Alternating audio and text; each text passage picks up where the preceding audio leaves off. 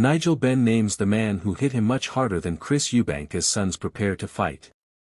Nigel Benn and Chris Eubank Sr. met in two epic fights in the 1990s. The first meeting took place in November 1990, where Eubank won by 9th round TKO to claim the WBO middleweight title.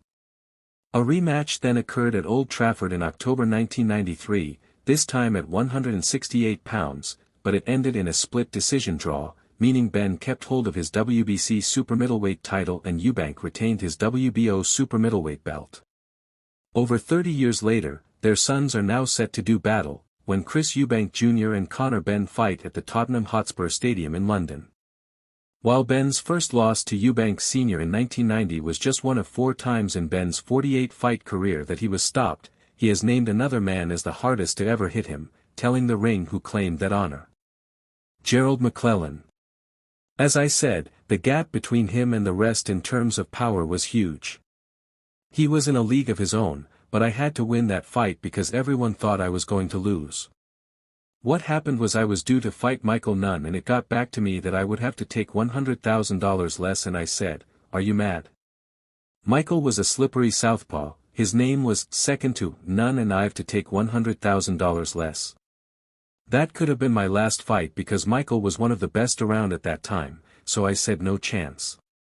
The answer I got was, fight Nunn or we'll bring over a mini Mike Tyson, McClellan. Now, you have to understand I was in the army and had a ton of street fights, so I'm not scared to take on anyone. I'm not made that way, but once my fight with Gerald was over I should have retired. Gerald McClellan was by far the best opponent overall. He had an incredible knockout ratio and he was a prolific puncher. There was a mile between him and anyone else. I came out of that fight with a damaged nose, a damaged jaw and I was urinating blood. I was in bed for 3 days afterwards and I had a shadow on my brain. That shows you how powerful a champion that man was. Benn and McClellan fought in February 1995, with Benn winning by 10th round knockout to retain his WBC super middleweight title. Unfortunately, that defeat saw McClellan suffer a severe brain injury, forcing him to retire.